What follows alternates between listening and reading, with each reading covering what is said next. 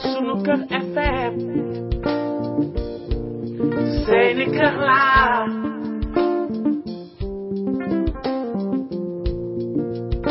man di déglooti Sunuker FM seeni kër laa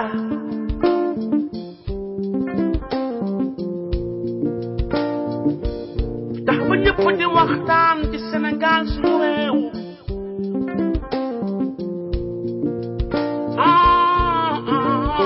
lu jëmale suñu réew kanam loolu mooy lu wóor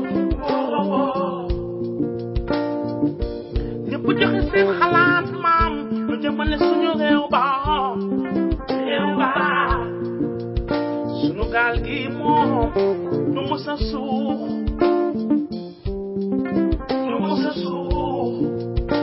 man di déglooti Sunuker FM seeni kër laa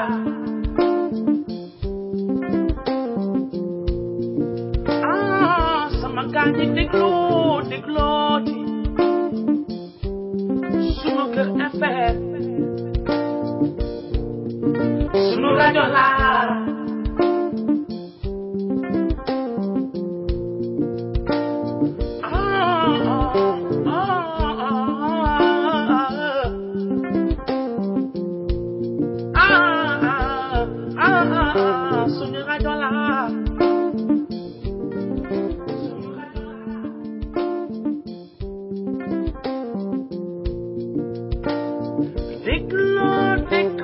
déglooti Sunuker FM seeni kër laa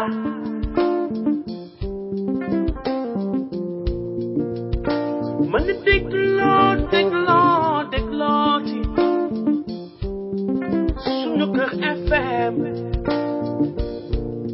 seeni kër laa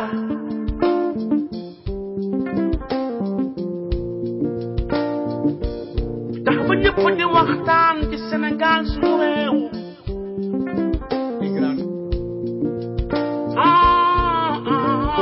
lu jëmale suñu réew kanam loolu mooy lu wóor ñëpp joxe seen xalaat maam lu jëmale suñu réew ba suñu gaal gi moom du mës a suux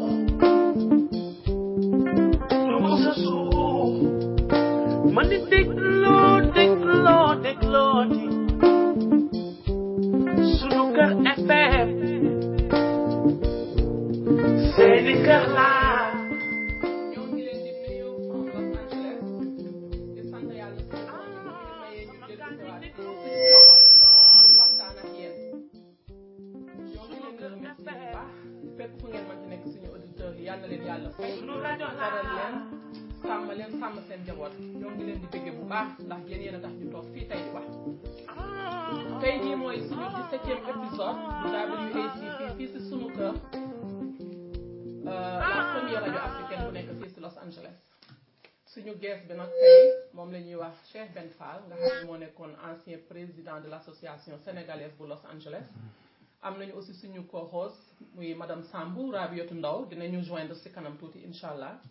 tey nag ñu bëgg waxtaan ak yéen si loo xamante ne ni vraiment fépp fu doomu Afrique nekk si monde bi rek metti na la dañuy dem straight si point bi parce que bari na li ñu war a wax si immigration bari na li ñu war a wax si li xew si jamono bu tey bi bari na li ñu war a wax si conséquences yi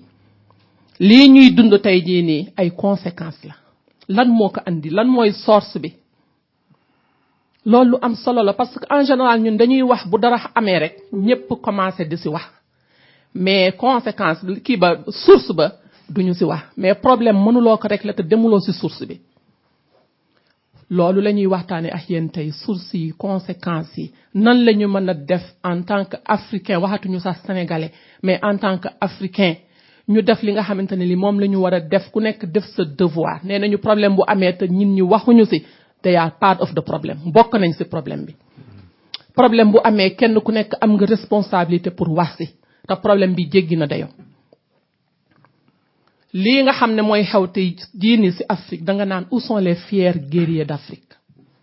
ana suñuy leader ñi nga xamante ne ji ñoom ñoo yore constitution wu Afrique ñoom ñi nga xam ne ñoom la africains yi fal ñu nekk ci bopp gouvernement yi nekk ci bopp religion bi ñooñu ay leader lañu ñooñu ñooy leaderu Afrique mais problème bi ñuy jànkonteel tey jii mu nekk au niveau de Libye te Libye rek la ñu wax am na yeneen yoo xam ne kenn waxu ko africains yi di souffrir partout dans le monde je pense que loolu leaders yi am nañ ci responsabilité mais aussi les populations am nañ ci responsabilité nous sommes tous responsables ndax population yi ñooy fal leaders yi ñooy toog di teg ay loi di xool lu jaadu ak lu jaaduwul mais comme li may wax rek leader bu amul vision bu toogee bu yi amee doo ci mën a def lu bari moo tax il faut ñuy am ay vision bala ñuy am ay poste am ay agenda nga xam ne dinañ mën a wax ci problème yi jël suñuy responsabilité mais lii ëpp na vraiment ëpp na jéggi na dayoo mënuñu ci wax tey lépp mais dinañ ci jël liñ ci mën a wax ñu wax ci inshallah dañuy dellu ci waat ak Ben Fall because immigration mën nañ ci wax ay épisode ñu ngi bëgg nag vraiment ku ñuy déglu boo mënee participer nga participer ci 920 786 85 30 mbaa nga participer ci 951 242 50 51 mbaa nga participer ci 951 665 85 35 bu fekkente ne mën nga ñu oo tamit Skype rajo suñu kër ou bien MyWACP bu ngeen bëggee déglu rek nag mën ngeen déglu ci 641 552 53 35 te jamono ji ñu toll defe naa déglu dañ ko war a dépasser dañu war a wax dañu war a jël ay action it's time guys ñu bàyyi background bi toog di déglu ak di observer toog di déglu ak di observer ak di wax lu ñu wóorul moo ñu andil bii problème te nag problème bu nekk Afrique kenn mënu ko régler ku dul africain yi ñun africains yi ñun sénégalais yi ñoo mën a régler suñu problème au niveau du Sénégal donc lii ñun ñëpp suñu responsabilité tey nag dañuy invité Ben Fall damay bàyyi Ben dugg nuyunte ak suñu auditeurs yi ñu commencé waxtaan bu ci kanamee raa bi dina dugg inshallah Ben jërëjëf bismillah merci Binta merci suñu kër.com First African Radio fii ci Californie spécial mi fii ci Los Angeles encore une fois di kontaan ñëw fii ci plateau bi di nuyu suñu mbokku auditeurs yi ñi ñuy déglu ñëpp ci fu mu waay mën a nekk ci àdduna bi ñu ngi leen di nuyu bu baax a baax jërëjëf merci Bintu. jërëjëf Ben problème bi nga xam ne moo am ni tey xam nga boo xoolee suñu show bi dañ ne woon dañ koy def. mardi bi di ñëw. mais bu problème amee ba tàng sa maman ba mu tàngee ngay bëgg a wax. doo bàyyi ba ñit ñi tëdd ba wax ci ba toog. ngay sëgg a ñëw loolu moo tax ñu andi immigration tey. ndax dañuy jot ay information yoo xam ne ñun wóoruñu sax ndax dëgg la parce que loolu bu dee dëgg la ma xam ne vraiment nous les Africains war nañu xoolaat suñu bopp. jamono ñu toll ñun ñaa ngi wax di dem sa weex ba. ñun ñaa ngi wax di créer ay affaires yoo xamante ne yi giiru dund nit mën na ko utiliser ñun Africains ñoo ngi toog di wax waxu slavery.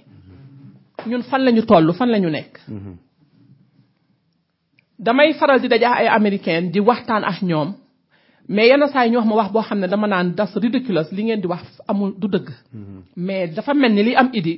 Libye dafa mel ni dafay commencer di ma tax ma xalaataat ci sama réponse ndax dañ ma daan wax naan ma slavery am na parce que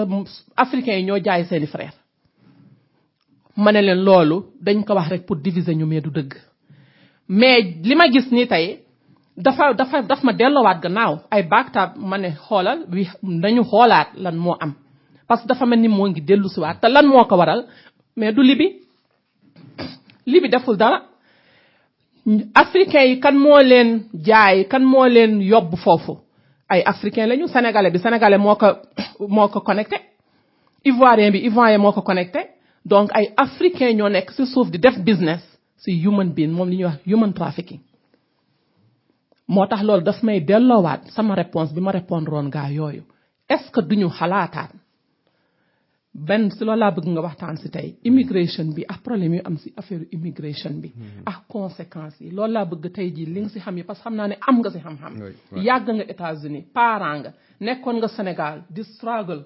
gis la fa nekk gis xale yi di struggle nga dem bitim réew mais li nga xam ne moom la ñu gis tey ñin ñu bari foog na lu bees la te du lu bees yàgg na source bi mu nga fa woon mais dañ ko ignoré woon like ñun africain dañuy ignoré bàyyi ba mu rëy ba andi ay problème ku nekk nag jóg di wax loolu Bintu li ma ci yokk mooy heureusement archive ñi ngi fi ñun yàgg nañoo dénoncé lii xew Libye. man émission rajo yi ma def depuis moo commencé wax ci rajo yi mois d'avril. ba léegi muy New York DC ma fii. yëpp wax naa ko ci c'est dénoncé man yi parce que boobu ñu dañu doon campagne pour député diaspora bi. donc il fallait que yow ma ñuy wax li xew ci diaspora bi. parce que dama yaakaar ci loolu la ñuy basé wu. pour nommer un député de la diaspora. mais malheureusement dañoo nommer ñoo xam ne si xamuñu dara ci diaspora bi. loolu rek mooy wane ni yooyu yëpp ci conséquences ci séquelles yi nga xam ne après. sources yi nga xam ne après mooy wane lu mel nii. bu fa dara mais kenn du ñu leen wala taxaw duñ fa taxaw. duñ fa taxaw. parce que toujours ok pour dire un exemple bu clair. affaire yi xew Libye. il a fallu CNN wane ko pour nit ñi commencé cee wax. mais pourtant ñi ciy wax ñi nekk Sénégal njëkk gën a rëy lami di ci wax ñooñu ñi ngi ay chaîne de télévision ay chaîne ay journal ko waxuñu ci woon wala ñoom ñu envoyé foofu seen journal ñu dem def ay jëm a xool ndax loolu parce que lii nekkul lu bees du lu bees mais maintenant léegi ku nekk yaa ngi bëgg a wane ni yow am nga ci xam-xam wala yow ni sa ñi affaire bi naqari na la mais affaire bi ça a duré des années des mois et des mois kenn mus cee wax nekkul lu bees mi libyen yi commencé di jaay ay immigrants yi foofu loolu nekkul lu bees ñun mi ngi ciy wax loolu ça date des mois et des mois ñu ngi ci wax. mais kenn dëggalu leen kenn faalewu leen amul benn rajo bu si wax. duñ ci wax mais di la jox kàddu parce que da yow doo dara doo tous. mais il a fallu que léegi CNN. ñëw def ko. wane ni lii dëgg la. mais ñoom même avant CNN ko wane si ñoo xam nañu dëgg la. xam nañu lii am na. mais dañ fekk seen temps parce que vidéo bokkul loo xam ne si dañu naan ñëw di nettali mais lii c'est des vidéos affaire image yi CNN dañoo gis image boobu dem ma topp source bi. authenticité bi. xam ne lii lu am la ñu sori envoyé seen journaliste daal di jox koy. dëgg la waaw parce que fii américains yi duñu jox rek wax si benn affaire. mais dañu koy investiguer. mais loolu c'est un jeune Camerounais. moom moo def vidéo bi un jeune Camerounais booy bi mi ngi koy on benn interview YouTube booy bi mi ngi ciy wax. nee na mi muy def vidéo boobu benn Sénégal un certain xam nga Issa Diop xam nga ñoo ñëw mu ne ma kooku dañu kaa rey. mi ngi koy wax ci vidéo bi. donc pour te dire doomu Sénégal yàgg nañ kaa rey ci diaspora bi kenn mus cee wax. fii la ñuy toog ñuy rey ñu nekk Italie. chaque jour nga dégg ko ci télé bi. dëgg la kenn mus cee wax musuñoo rey doomu Sénégal yi Italie Espagne wala France. mën nga dégg ñu wax ci benn autorité jóg wax ci. ma ñu jël ci ay décisions yoo xam si Sénégal yi ba nekk ci diaspora da ciy gis boppam xam ni pour une fois suñu leader yi ñëw nañu step up taxawul représenté musu am nañu wax ci dëgg. dëgg la koo fi mën def suñu ministre yi ñu représenté ministre de l'intérieur sénégalais ministre des affaires étrangères ministre des sénégalais de l'intérieur ministre de la ñoom ñëpp amul kenn ku wax ci problème mu Libye bi kenn musu leen dégg ci dara président sa dama ko jël mais président du moom kese c'est tout un groupe environnement bi la ce sont nos leaders waaw président mooy leader mais bu ci amul temps wax ci ñeneen mënoon sa step wax parce que boo waxee day mel ne président moo wax mais ñoom ñëpp en masse kenn waxu ci ma CNN wane vidéo bi mais léegi laa fali encore tubaab bi encore ñëw teg loxo que CNN nekkul sa ay président américain wala CNN rek benn journal rek moom moo ci wax léegi ku nekk bëgg a wane ni léegi ñoom léegi c'est des patriotes Youssou Ndour tëgg na Bercy il y a des africains partout ñëw di ko seetaan est-ce que ñëw na wax ci affaire ki mi mu paree dóor Bercy ma pare ciy soog di wax mu mel ni que loolu amul importance loolu donc que ñoom ñëpp ñeen si ñoom c'est des ambassadeurs de l'UNICEF di représenter UNICEF si partout dans le monde si yenn organisme yi yow boo demee yow ma ñuy jël keroog laa tout seconde mi ñëw fi wax naa leen fi naa la bu ñu demee ma 2017 ñuy jaay doomu africain si Libye ma y a un problème wax nañ ko tout y a un problème wax nañ ko y a un problème kenn wax boobu léegi kenn waxu ci tout wisu góor émission bi ñu def fii wax nañ ko ci man ji wax nañ ko fii ci émission bi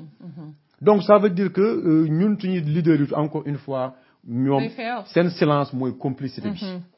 seen silence mooy complicité parce que ñoom bu ñu demee dëkk tubaab yi di xeex di ànd ak tubaab yi si xeex immigration bi tubaab yi di leen jox ay fonds pour ñu créer loo xam si xale yi ñu ngi toog la plupart du temps loolu duñ ko gis kenn ñu ngi sa dëgg mi leen Assane Diouf sonalee dañoo fexe ma rapatrier ko ñëw nañu fii li jëm ay affaire am mi leen Assane Diouf nekkee fii Assane Diouf immigré ñoo nekkoon Amérique nekk fi yore rajoom di wax ay affaire am mi mu commencé di leen déranger ñoom nañ ñëw fexeel ñu ma ñëw jël si ko mais suñu doom ñi ñuy rey fële Libye que Libye bi Afrique la nag mais kenn demul xool si ñoom loolu rek c'est un exemple boo xam ne si pour te dire que ñoom li leen fulaak fayda ñi ngi ciy def ma faral ku leen soxla si immigré bu leen soxla si dëkk àdduna bi bu leen soxlaa mën nañu fexe ma indi la mais bu dee amuloo leen benn njariñ mais ñoom ñoo njëkk a xeeb seen citoyen avant libyen di la def jàmm dëgg la. fondation bi ngay jiite muy taalibe yi nekk Sénégal ñoom ñu ngi xëy suba juróom seen oto yi. di gis taalibe yi di leen taalal loxo si feuille rouge yi. si di leen taalal loxo. leen di fel comme ñoom déranger wu leen. dañuy yëkkati seen vitre. dëgg la. dañoo te dëgg. que pourtant mën na nekk seen doom. mënoon na nekk seen doom. wala ñoom seen bopp ñoom ñu nekkoon xale jaar si situation boobu. situation bu mel noonu. parce qu'on choisit pas ses parents. te problème bi mooy dañuy wax slavery. ñu bari problème mu libi bi mu ñëwee. si la ñu xam. réellement commencé di gëstu gis slavery bi ñuy wax. mais slavery let's not go far mu ngi Sénégal.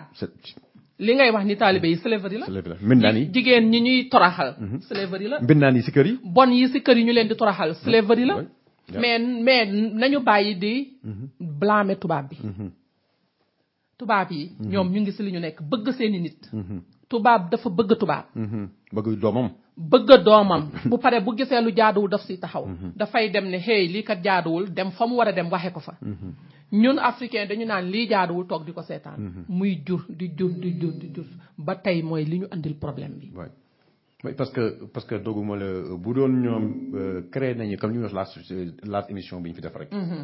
bu doon ñoom créé nañu situation yoo xam ne si xale yi dañu juddu si dëkk bi. màggee si dëkk bi mën a am nii mën naa tekkee sama réew. booy du ñu jël parce que affaire boobu naa leen ko naan leen immigration bi dafa am immigration comment dire volontaire. am immigration involontaire. am na ci boo xam ne si da ngay dem parce que amatoo choix. amatoo choix booy ils n'ont pas le choix par exemple ma jox la benn exemple. boo demee Sénégal boo demee par exemple Kayar. zone de pêche la. jeune pêcheurs yi bëri booy yi bëri. ñoom ñi ci bëri dugg si gaal yi sax boo xoolee ci côté Corse bi li ñuy jógee parce que ñoom ñoo gën a am xam ndox ñoom ñooy gën a am fit ni ñoom mën nañoo survive la ci mën nañoo fay wala yu demee noonu donc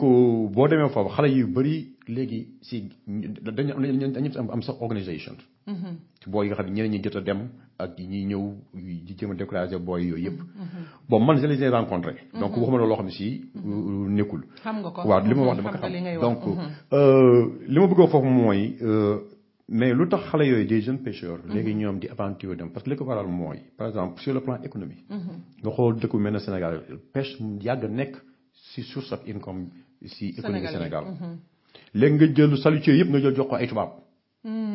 mais yow mi nga juddoo ma léegi ñun pêche artisanale la ñu xam. waaw. pêche artisanale la ñu xam. borom gaal. mais yow ban dëkk si àdduna moo bëgg a dundal ay réewam si napp mapp di ko def di ko basé si pêche artisanale léegi yow nga bàyyi tubaab bi coréens yi japonais yi ñoom ñu ñëw yooyu seen chalutier di manque géej gi. moo tax léegi boo demee léegi zone de pêche yi nappkat yi léegi ils gagnent plus leur vie. waaw mënatuñu ko dëgg la. léegi jën bi ñuy wax coof xale yu bëri yu judd après les années 90 dañ koy dégg rek ñu bëri mosuñu koo lekk. papa coof bi nga xam ne dafa naan ne las si Marseille. ñu bëri dégg lañ ci am parce que coof dootoo ko gis Sénégal. parce que coof bi léegi fa muy source bi fa ñuy nanee ma dafa jure. foofu solution ña nga fa dem doo fi seen mbaal di xaar xam nañu saison bi muy produit ma laa nappkat bee ñëw ñoom kii nañ ko. parce que boo xamee pêche industrielle fii Amérique ak dëkk tubaab ni ñu koy defee. ñoom ni ñu koy defee boo ko fekkewul wala gisoo ko si documentaire boo nekkee si TFS su Sénégal googu doo yaakaar ne waa ji dañuy dem jël ay caas di jàpp par benn yaa ngi nax sa bopp. ñoom dañu am seen système. dañ koy manque géej gi la ñuy manque. bu ñu ñëwee fu ñu jaar duñ fa bàyyi dara. bu dee lu mel ne chinois yi yenn races yi sax dañu jàpp yenn jën yi sax sànniwaat si géej gi. parce que mais ñoom lépp la ñuy jël. ñoom du ñu sànni dara moo tax léegi pêche bi léegi doxatul si Sénégal bi. mais dox na si mi ngi dox si ñi nga xam ni que ñooñu licence de pêche yi mais yow na nga mën a bàyyi ay doomu sénégalais yi nga jël say licence de pêche di ko jox ay yu joxe bitim réew kon ñooñu en essence li ñu lay jox maanaam réew mi du ci gis seen bopp. du ci gis seen bopp. échange yi ñuy def yëpp ma gars yi tax ñu leen di jox licence de pêche bàyyi doomu sénégalais yi parce que fi ñuy perte mooy di question jox nga leen benn licence de pêche en échange ñoo nañu la tabax la benn stade mais non c'est pas ça parce que li ngay xool mooy le fruit bi nga xam ni économie mënoon na ko dugal si biir réew mi. nit ñi di liggéey di si am. loolu dafa kay perte. parce que ñoom bu ñëwee jël jën bi yóbbu ko bitim réew fa lañ koy jaay am ci seen xaaj bu dul jeex créer foofu ay emploi ci transformation bi yooyu yëpp defuñu ko Sénégal. seen dëkk lañ koy defee ay benn Sénégalais yi ñoo am ay usine de transformation de poisson mais les vraies usines wala poisson napp dëgg bi dox yi wax Sénégal du doomu sénégalais yi doomu lébu yi du ñoom ñoo ko wala ñi nga xam dañoo nekk source doomu nappkat du ñoo koy gérer. waaw te ñooñu léegi loolu la ñu am pour dundal seen njaboot. seen raison de plus mooy li ma wax keroog c'est conséquence yi tax booy di dem. loolu moo tax ñu dem parce que gisatuñu dara lu tax fu ñu mën a amee income pour dimbali seen famille. amatuñ ko. nga dem si agriculture bi am nañu land am nañu ay suuf. même chose. léegi indiens yi ña nga fa xam nga partout italiens yi ña nga fa léegi ñoom bu ñu ñëwee mais projet yooyu ñooñu di indi mais projet yooyu am na africains yu ko xam. bu baax sax mais dañoo amul ku leen accompagner. parce que ñooñu di ñëw di indi projet yooyu en échange li ci état rek moo ciy bénéficié wu. ñiy signé contrat yeeg ak intermédiaire rek ñoo ñëw gis ni que la plupart du temps boo ñëwee aussi même boo gisee man la côté pêche bi ni ñuy ñëwee rey ko ma mu dee ma tax booy aussi di leen di jëngu di dem seen yoon. boo ñëwee si agriculture bi noonu lay demee parce que ñi ñu fiy jël seen tool yi ñu jox indien yëpp. ak italien toolu doomu jàmm bàyyi doomu bàyyi jàmm la woon dëgg la que dañ koy jël sax keroog Kébémer il y a pas longtemps déggoon nga fi ay xuloo yoo xam ne si loolu moo ko waraloon ay toolu jàmm yu waroon a jël jox ay indien pour ñu bàyyi fa ay pomme de terre. doy na waar affaire bi is overwhelming. dafa jéggi doyo daal li nga si bëgg a wax dafay bari mais doo xam fooy commencer doo xam fooy terminer mais les sources mooy ne ñun la.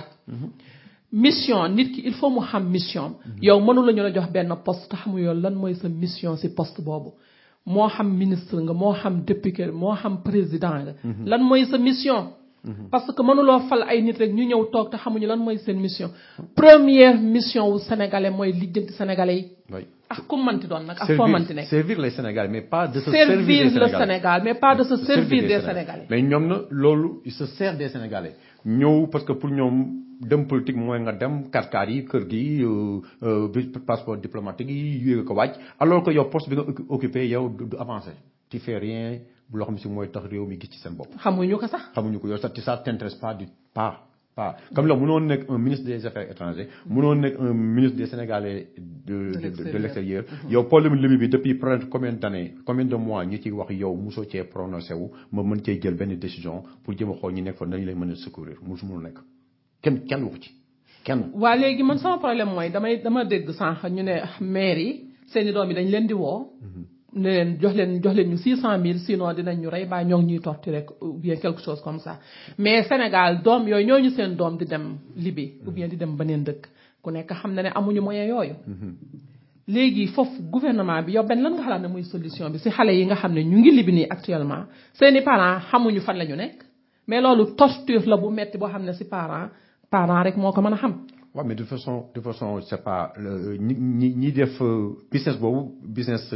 clandestin la nekkul loo xam si libyens yi yëpp ñoom ñoo koy def. milices yi ñoom ñooy récupérer booy yi parce que esclavage ni ko gars yi di expliqué demul noonu aussi nekkul ne dañuy jël di leen liggéeyloo si ay tool wala affaire demul noonu comme esclavage bi amoon il y a des années. affaire bi genre mafia business la pour xaalis. booy dañuy ñëw da ngay ñëw jàpp sa groupe immigré yooyu say fetal éliminer leen conditionné leen dugal leen tëj leen jël benn masamba jaay leen ko kooku léegi moom pour moom mu jot xaalisam moom mooy ñëw jël booy yi di leen chantage di leen dóor di leen maltraité comme ça booy yi di yuuxu di jooy ñu leen di filmer di vidéo ñooñu seen parents yi di ko dégg ñu leen di laaj ay rançon noonu la demee. xam nga loolu tamit jar naa xam parce que ñu bari xamuñu ne noonu la demee ñu bari dañuy wax de wax ji dafa bari. waaw ñu bari dañuy wax esclavage mais xamuñu réellement conditions yi xale yooyu nekkee. non mais esclavage mënoo ko fa def parce que déjà police libyen yi ñi ngi coopérer pour jéem a di traque ñooñu. donc mais boo jëlee nit ay nit ku ñuul moom mënoo ko def esclavage yi moderne âge bi ba pare di ko nëbb.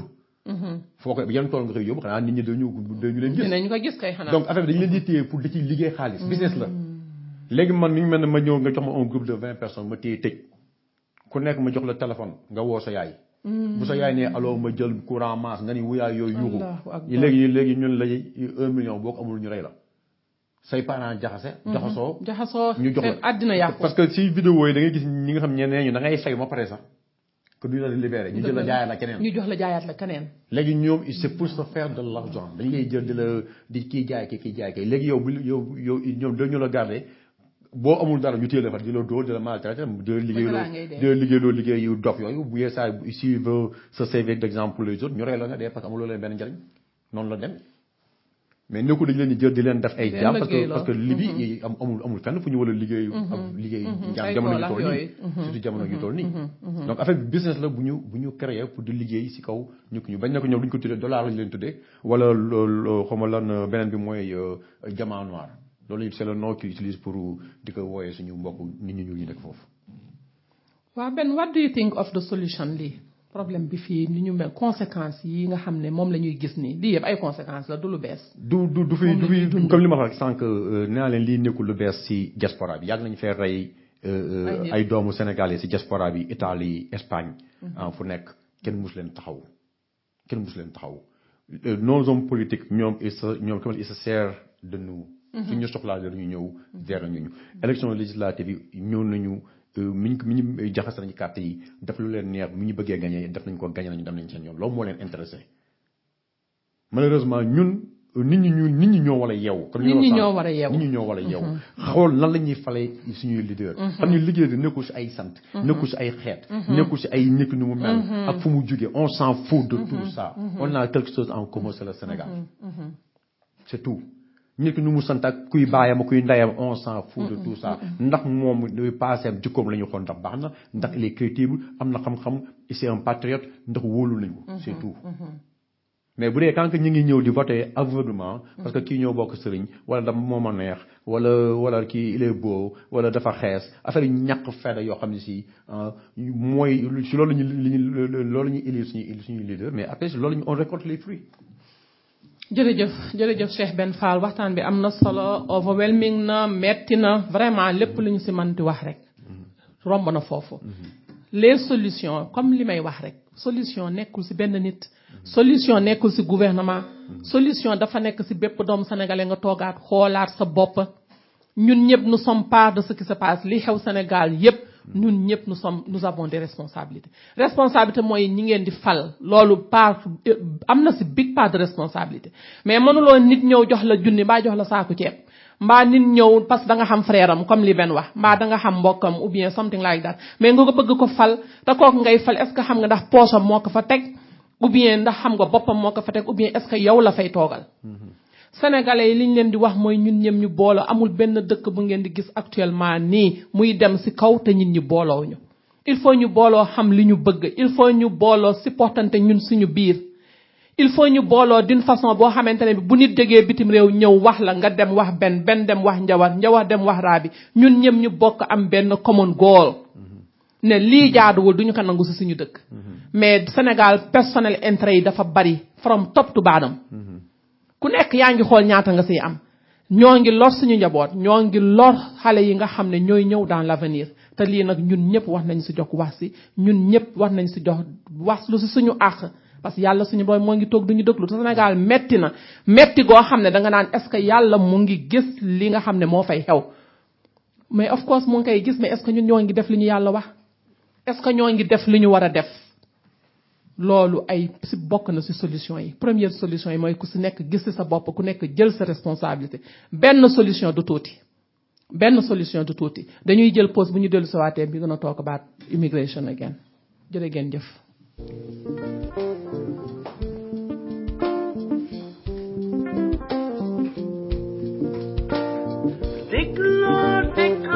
déglooti sunu kër FM seeni kër laa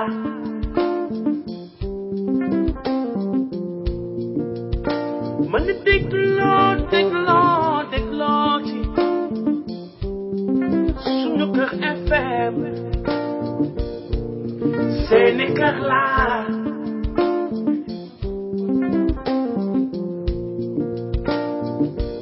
tax ba ñëpp di waxtaan ci Sénégal suñu réew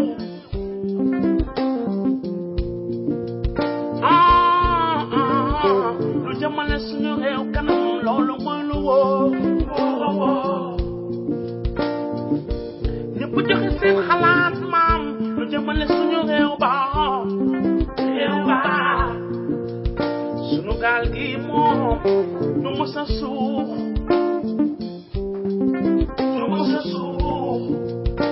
man di dégg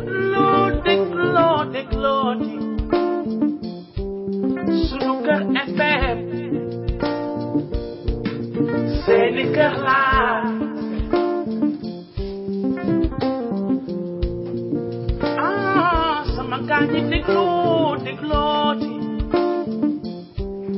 sunu kër FM sunu rajo la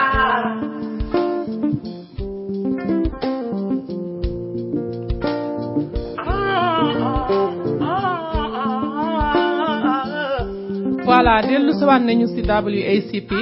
ñoo ngi nuyu suñu mbokku éditeur yépp fépp fu ngeen ñuy dégloo jërë ngeen jëf di leen wax ne bu ngeen bëggee participer si émission bi bëgg nañ vraiment yenn saay bu ngeen nekk si ligne bi di déglu ngeen dugg participer jox ñu seeni xalaat fi mu nekk nii ñëpp ngi déglu te xalaat yi du doy développement ay xalaat moo koy andi everything is ideas mooy jël suñuy ideas ñun ñëpp boole ko dindi si ideas yi loo xam ne mooy ay solution ñun ñëpp ñu bokk ko jariñoo ko jàppale si suñu njaboot woo leen ñu at 920 786 35 85 30 ou bien 951 242 50 51 951 665 85 35 ou bien ngeen dem si Skype bu ngeen amee Skype ngeen invite rajo suñu kër ou bien bu fekkee da ngeen bëgg toog rek déglu mën ngeen dial 641 552 53 35 suñu waxtaan bi tey bi nekk ci immigration mu nekk un grand problème partout dans le monde ku ci nekk di ci wax it's time que ñu wax ku noppi woon il est temps que nga wax ku xamoon il est temps que nga xamle xam-xam boo ko wesaarewul ñin ñi jariñoo ko amul njariñ danga koy deewuwaale nañu génne xam-xam bi nañu génne idée yi nañ leen suñu Sénégal dafa tuuti 14 millions de personnes lañu matuñu 15 millions mbaa boog buñ ko matee ci lay yem nañu génne te Sénégal ay borom xam-xam ñoo fa nekk ñi nekk Sénégal ñi nekk bitim réew nañu génne suñuy idée ñu toog xool naka la ñuy andee ay solution ci suñu dëkk parce que problème yi bari na source yi bari na mais yenn saa yi nit ñi dañuy sax négliger source yi li nga xam ne moo am nii rek moom la ñuy wax mais source yi il faut ñu wax ci source yi bu pare nag jéem a dem ci source bi régler fa problème bi benn ñu gën a concentré wu ci source yi lan moo andi lii lan moo ko jur. waay amiin si sama mooy ñun li ñu génnee Sénégal moom mooy pousser booy yi ñoom ñëpp bëgg a génn. muy manque d'emploi juddu ci ndóol. wala nga toog juddu njàng ma sa jàng jeex. gisoo ni benn gisoo sa bopp si fenn si sa réew benn fu mu lay yóbbu. loolu ñun li bëri boo gisul sa réew fu mu lay yóbbu mais da ngay wut beneen pexe. immigration dara nekku ci nit ñi dañoo yàgg a immigré. Amérique gii li ko développé. immigration moo ko développé. Australie immigration moo ko développé. xam nga australiens yi fa nekk anglais yi ñoom ñoo jóge Europe ñëw dëkk foofu. mais du c'est pas des immigration moo leen fa yóbbu. italiens yi ñëw nañu immigré après dellu defal seen réew. donc immigration musul bon. immigration bonul. parce que doomu Sénégalais yi génn yëpp ñaar dala am soit da nga ci am xam-xam. wala da nga am alal. dëgg la moom donc amul pertement. amul pertement donc immigration bonul. mais nag comme la wax ci émission bee passé wax nañ ko ci mais si génnee si condition yoo xam ne si moom moo lay gën a yombal waa sécurité sa aventure. métier. boo ko mënee ak aussi connaissance des langues. nga am tuuti njàng loolu baax na si. booy génn métier surtout métier. mais nga génn lay may vite rek damay dem à l'aventure damay dem amoo dara amoo métier amoo xaalis. surtout yàlla baax na loolu am na ay jamono daan na jàll. loolu daan na jàll. jamonoy industrie jamonoy baana jamonoy yooyu yëpp mais yooyu dafa c'est à voie de disparaître. boo xoolee si immigration moodu bi nga daan gis ci mbedd mi petit à petit ku yàgg si bitim réew da nga xam ne ñi ngi wàññeeku. benn par benn. ñu leen daan gisee gars yi di def ay marchands ambulants. si mbedd yi gisatoo ko. amatu wàññeeku na. parce que non seulement gars yi teg nañu ay dispositions yoo xam ne si dootul la ko yombal. léegi déjà buñ la jàppee dañu tëj yoo xam ne si après boo defa nank mën nga fa jógee ñibbi. de deux njaay mi léegi si mbedd mi tamit yi ngay jaay touristes yi la plupart ak internet bi Amazon nekkutul loo xam si amatul valeur bi amoon il y a 20 ans wala 15 ans si ginnaaw. yombatul comme avant donc moo tax toujours di booy ñi bëgg a génn boole ci am ci métier wala tuuti xam-xam dana ci baax. baax na si dana ci baax. ok am na aussi li nga xamante ne li aussi bëgg naa ko yokk si loolu lu mel ni dëkk bu mel ni États-Unis boo gisee ñuy wax États-Unis they are very smart si utiliser immigrants yi. immigrants yaa ngi fii ñëw di fi dugg ñu bàyyi leen ñu dugg mais dañu teg seeni loi immigrants yi dañuy ñëw mais fi ay loi amul rek lu la neex nga def mais dëkk bu fekkee da nga ibbi frontière tey taalibe yooyu ñuy wax nga ko fii la fois dernière taalibe yi xamoo fu ñu jógee xamoo ndax dañ leen force mbedd ma xamoo ndax dañ leen kidnappé xamoo ndax dañ leen fëkk ci seeni biir waajur ci seeni kër waajur yi dawax ñoom ñëw dugg Sénégal mais ana loi bi nga xam ne mooy protéger parce que loolu yëpp c'est possible le monde c'est l'immigration actuellement mais dañu war a am loi ay loi yoo xam ne ku fa dugg xam nañ la américain boo fi duggee xam nañ la everything mu ngi ci computer yi mais su fekkente ne yow da ngay bàyyi nit ñi di dugg sa dëkk te investir loo xaalis pour xool ñi di dugg sa dëkk ñan la nga fiché leen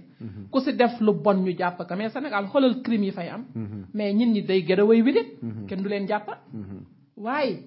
tey jii libyen yi li ñu def nii sénégalais yi ñoo jël ay sénégalais jox leen kii bi ñu dem mais est-ce que yombul ñu jàpp ñooñu waaw mais même bu dul Libye sax Arabie Saoudite organisme wala ñi yóbbu mbindaan yi foofu di leen def ay mbindaan ay africain lañu ñu ñuul kukk waaw ñoo leen di ñëw créer agence di embaucher mbindaan yi wala yeneen nit ñi di leen yóbbu foofu que Arabie Saoudite ñëpp xam nañu ñoom tamit ñoom léegi ñu ngi nit ku ñuul foofu doo dara xam doo ko dara parce que loolu aussi mooy li nga xam ni nit ku ñuul africain en général ñun suñu bopp ñoo ko loolu ñu war a xeex mooy il faut que ñu gëm suñu bopp que gëm suñu bopp nekk du fëgg sa dënn ni damaa gëm sama bopp déedéet affaire bi nekkutul foofu amul njëriñ xam nga affaire bi dafa nekk foo xam si gëm sa bopp man pour man ci jamono yu toll nii mooy œil pour œil dent pour dent man sama philosophie bopp man de ce point je vais être radical parce que on est trop ay masla ay kët yooyu amatul fenn moo war a jeex dafa war a jeex moo war a jeex boo demee Sénégal Dakar Plateau Libano Syriens yi Maghrébiens yi Marocains yi ñoom c'est des rois la lu leen neex la ci dund kenn du leen laal te Sénégalais yi seen dëkk di souffrir ñu leen souffrir mais loolu ñàkk fayda passé ko moom li ma la xam ne moo tax man li ma gëm man Marocain bu mbajee doomu Sénégalais Sénégal ñu mbaj doomu Marocain Sénégal ñaari yoon fu Algérien yi ni Sénégalais ni africain dugg suñu bus yow sa réew ñu la doo dugg suñu bus doo fa dawal oto mu fayu comme ñoom waaw c'est tout il est temps de il est temps parce que l'Africain ñun dañoo nooy dañoo yambar yi dañoo surtout ñun nag surtout Sénégalais yi surtout Sénégalais dañoo bëgg affaire yàlla bëggul lii xam nga ñun lii du suñu aada ñun lii kenn xamaluñu ko yàlla nañ bàyyi li yàlla di affaire yooyu yàlla dañ ko teg à côté yooyu dañ koy teg à côté bu rek la jotee nga rek le li Syriens yee di def suñu doom yi ay jaam ay jullit lañu de donc ñoom foofu laa bëggoon a ñëw sax xooluñu ci affaire yàlla bi voilà donc ñun man fu ma jàkkaarloo ab libyen jamono yu toll nii fu ma jàkkaarloo ak moom man Sénégal fu ma jàkkaarloo ma danaa ko mbéj waaw parce que il est temps wulu ñu toog rek di wax ko jël yàlla rek teg yàlla baax na yàlla nañu bàyyi yàlla mu rek non dafa loolu moo wala jeex africain bi partout dans le monde africain bi ñu ngi lay jël di la noot di la rey kenn du wax ay waxi kese wax ji dafa rajalul dara la fajul man pour man li ma gëm mooy marocain bu dee dafa jël doomu Sénégal yi Maroc di leen maltraité marocain yi nekk Sénégal di leen maltraité libyen même chose algérien même chose tunisien même chose parce que ñëpp c'est les africains bu dee dañoo yaakaar ñoo ñu gën parce que naar bi toujours dans l'histoire du monde naar moom dafa yaakaar moom ñu ko ñuul jaam la doon moolu tan yi dañ la koy wax chaque jour ba léegi dafa dem à la fin sax dafa mel ne affaire bi genre kaf la dañ laa naan naar day boo ànd ak moom ci oto yi bu ñu xasee ma jéggi rooso rek mu teg la tànk bëgg la def jaam loolu gars yi dañu koy wax benn affaire bi sa joke benn genre affaire kaf la quoi yooyu mooy li ma moo la affaire dafa nekk boo xam ne si ñun dañoo yàgg nangu boo ko defee ñun da ngaa yëng sa bopp da ngaa gëm sa bopp man damaa fonk sama bopp gëm sama bopp moo tax du ma may naar wala tubaab bi dara laa dul may lu dul respect réciproque surtout waaye yenn saa yi dañuy andi affaire jullit ay jullit la ñu waruñu def lii ay jullit la ñu waruñu def lii mais Arabie Saoudite fa la yonanta ba nekk nit ñi di fa dem di ko ziyaar naar yaa nga fa di def nit ku ñuul loo xamante ne lii tubaab sax sañu ko def nit ku ñuul donc il faut ñuy xalaataat aussi il faut ñuy andi raison yi lan moo tax lii am ñun fan lañu ñun ñi teg ñu bañ a teg foofu suñu bopp lépp rek li ñu naan uude nu mu la gisee noonu la lay ëwalee suñuy njiit yi nga xam ne ñoom ñooy dem di ñuy jiitee si sama yenn mag yi bu ñu demee ñu leen di maltraité ñoom ñu koy nangu mais ñun bu ñu ñëwee dañu romb waaw loolu de am na parce que le fait que ñoom seen silence boobu ils sont complices li ma ko waxee sànq parce que bu doon ñoom dañuy am flag fayda boobu ci fu ñu jàppee mais Trump ñaari doomu américain ñu lañ jàpp ñu sàcc Chine dañu leen a fexe ma indi leen tey yu leen yow doomu sénégalais lu ñu ko def wala doomu africain lu ñu leen def ci àdduna bi loolu c'est comme si c'est normal mën nañu ko wax ci journal yi am na benn doomu sénégalais bu ñu rey mais fa lay yem kenn du ko kenn du ci wax kenn du ci wax te pourtant Charlie Hebdo mi mu la fa xew ñoom ñëpp dañoo dem di soutenir tubaab yi foofu tous les présidents africains mais doomu africains yi mi leen rey y a pas de solidarité gisoo benn tubaab bu ñëw taxaw foofu ni nañu solidarité yow doomu tubaab bu dee nga dem jooy mais say doom bu leen def ay jaam yow du la faale et puis yow sa bopp en tant que leader mais tubaab bi yow boo faalewul say doom tubaab bi du la faale it start with yourself boo faalewul sa bopp bëgguloo sa bopp ñoom seen yoon newu si ñàkk fonk say doom si suñu société fa lañ koy njëkk a wone taalibe yooyu laa wax ñuy xëy suba suñu autorité ñi nga xam ne mën nañ cee ñëw jël ci ay ndogal nii fii munu tey ji président Macky Sall bu xëy suba ni bëggutuma fee gis benn taalibe bu fa des mu nekk loo xam si daf ko gëm benn taalibe du fa dox benn taalibe du fa nekk mais bu dee toujours y a des lobby am na ay bu waxee fii kay wax li ñëpp ku nekk di xool sa intérêt mais duñu mën a def dara duñu mën a dem yooyu yëpp si lii poussé booy yi ñuy génn yëpp ay séquelles yoo xam si petit à petit jàng ma pare doo am liggéey nga xëy suba gis say moroom yu dem bitim réew yu opté pour l'aventure ñëw réussir léegi nga booy yooyu parce que aussi le peu des immigrés yi xam dañuy ñëw tamit réussir dañuy nekk ay rôle modèle boo ñëwee si koñ bi yow nga teel a génn à l'âge de 20 ans booy yi gis naa la avant l'âge de 30 ans nga ñëw tabax kër yóbbu sa yaay sa papa màgg mais doomu Sénégal bu nekk bëgg na lu baax léegi booy bu dee liggéey joxu leen ko amuñu wërsëg boobu mais dañu naan aventure bi moo leen fa def mais ñoom ku dem may waxuma sa esclavage bi bu bees bi mais risque bi booy doon jël sa avant di jéggi gaal gi sax loolu rek déjà loolu rek parce que am nañu ñooñu traversé boobu am nañu ci dee ñu bari sax am nañu ci dee ñooñu il faut pas les oublier il faut pas les oublier que ñooñu ñoo indi esclavage bi parce que ñu ci bëri avant esclavage bi ñi def gars yi esclave booy dañu doon dem ñi doon jotoon a dem ñi ci bëri dañu doon dem aussi di dee combien y en a wala nañu ko fii si Facebook bi wala nit ñi si am nañu vidéo yëpp nga gis plage bi nit ñi di fees si tefes gi dee nit ñi di leen rek te loolu dooni ma loolu nos autorités gisuñu ko xëy na dañ koy xool daal ni comme man ni ma ko def rek ni ndeysaan rek xool ko daal mun mais ñoom wul ñoo yem ci ndeysaan man maa wala xool ni ndeysaan wala yow wala keneen mais ñoom wul ñoo xool rek yem ci ndeysaan bien que ñu sa ndeysaan sa bopp ñu wul ñu cee yem mais ñoom ñoo doon les premiers pas ñoom ñoo ko doon def wala ñoo xaar ma la population s'est mobilisée à Paris pour ku nekk commencé léegi di ci commencé wax loolu mooy foofu la hypocrisie bi wane woo foofu la manque de leadership bi feeñ surtout sax ñi nga xam ne ñoom ñoo ŋànk côté diaspora bi côté immigré côté ministère de l'étranger ñooñu dañuy nelaw fi ñu toll non mais problème bi mooy lii bu fekkonte ne dëkk bi ñu yeewoo la ñooñu nga wax ñii ñëpp dañuy démissionner day resign duñu fa sax toogati mais duñu resign parce que ki resign mooy ki nga xam ni moom dafa defoon pour liggéey gëmoon liggéey mu dem mu gis mu échoué mu ne man damay bàyyi mais ki demoon pour poosam kooku moom yoonam nekku bu nit ñi doon dee tamit yoonam il s'en fout parce que mi muy politique loolu tax ko muy politique defal Sénégal tax ko muy politique woon pour boy yi moom boy yi dafa leen doon utiliser tout juste pour boy yi di ko tàccul di ko ay nit mu voté wu mu am place am après boy yi duñu ko téléphone am boy yi téléphone sax mënuñu ko am si ñoom actuellement yenn leader politique yi sax ngay jàppale ngay jege di leen jàppale ñu falu yow sa bopp yow dootu am ci ñoom dootu leen gis dootu am ci ñoom benn contact à plus raison ku nekkoon ci ginnaaw di tàccoo kese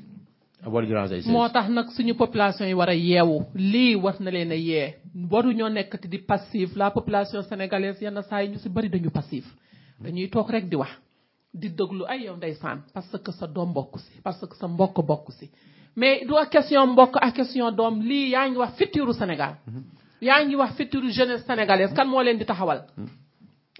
tey jii bu ñu fi bàyyee problème mi ni dee irresponsabilité la ñu deewu waale léegi nag suñuy doom war a ñëw war a jànkonteel ak loolu war ko rek leen seen bopp alors que ñun tey jii mën nañ si def dara mën nañu ànd booloo jóg taxaw ne that's enough il faut ñu def si lii dara ñi ngeen di fal ngeen xoolaat ko et puis ça ñoom li ñu comprendre mooy li ñu naan xar mi ngay yar mooy màgg njëw daan la jël jeunesse bi ñuy toog ni di ko seetaan bàyyi leen ñuy aventuré wu sonn ba bëgg di dee sonn parce que sonn na. ñooñu man aventure jaar naa ci booy yi li ñuy jaar yëpp bateau yi gaal yi jaar naa ci donc peut-être je l'ai fait il y a 30 ans si ginnaaw temps yooyu risques yi bokkul comme léegi parce que y avait moins de gens yu ko doon def donc bokkul comme léegi nga xam ni amoon na ay risque instant boobu tout est stable même bu ñu la jàppee tamit duñ la def duñ la maltraité dañ lay déporté rek c'est tout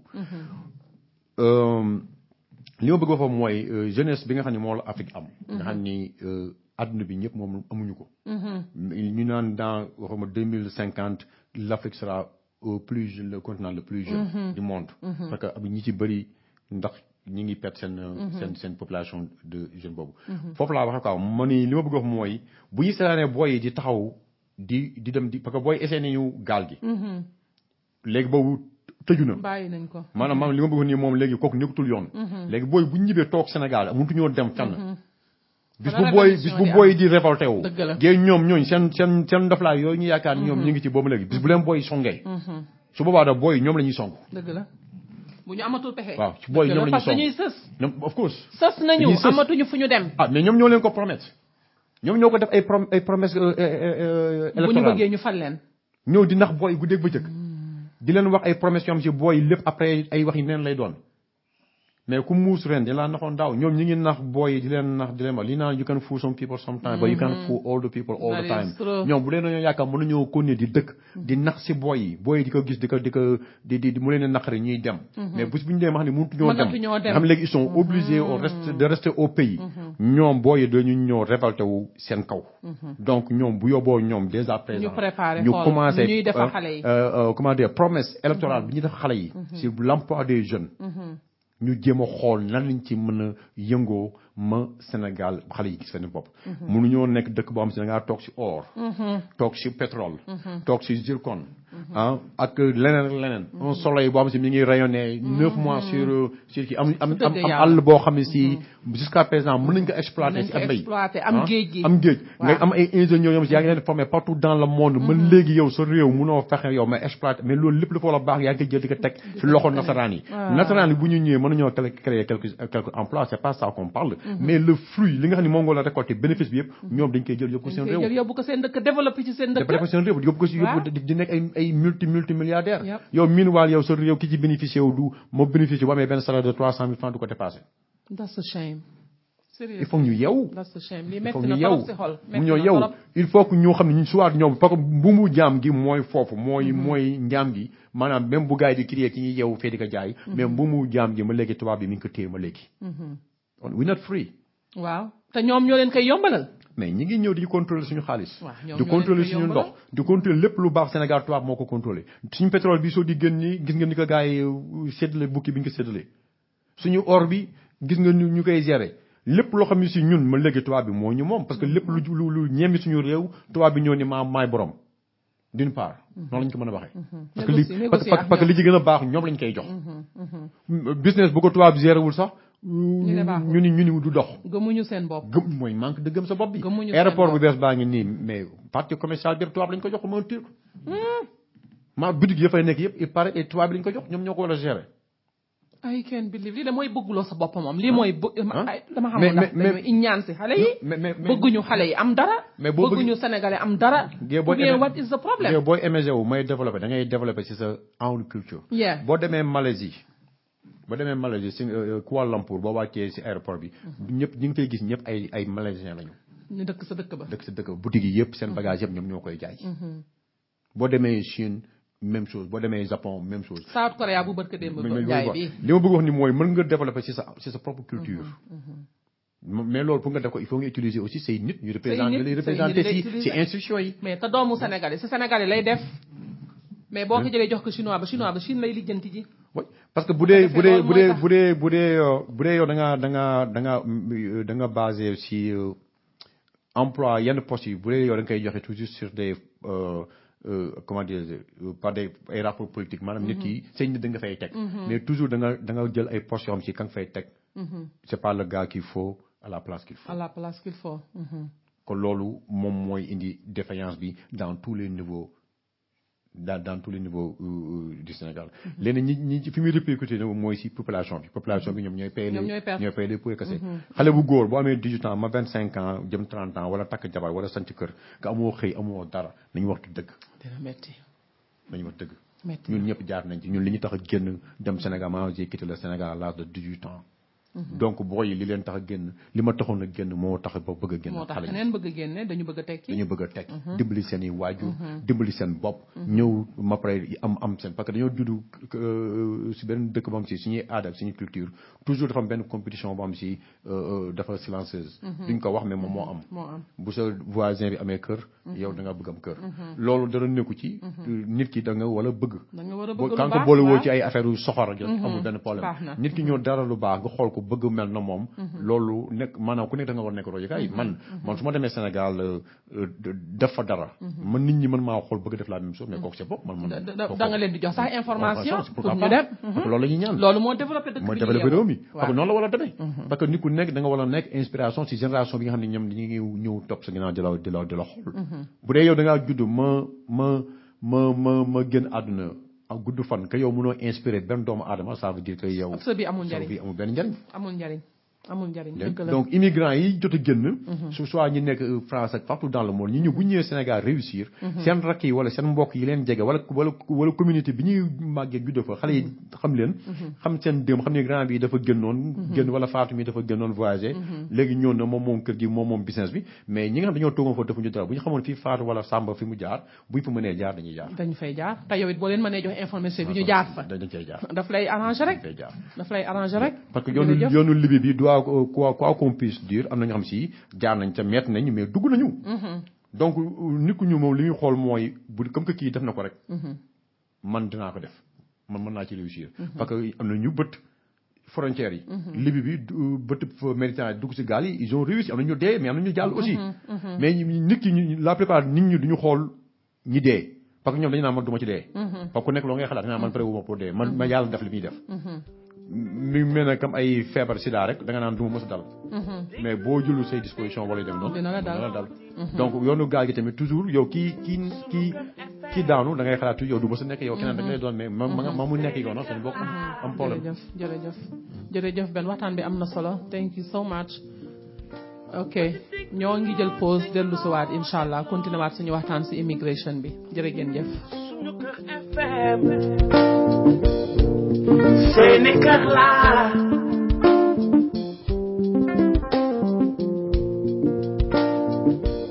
tax ba ñëpp di waxtaan ci Sénégal suñu réew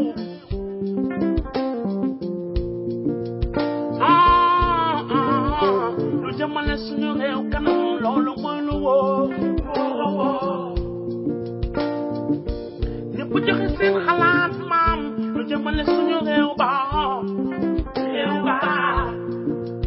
sunu gaal gi moom nu mës a suux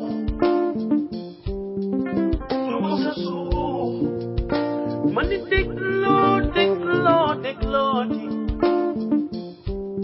sunu kër FM seeni kër laa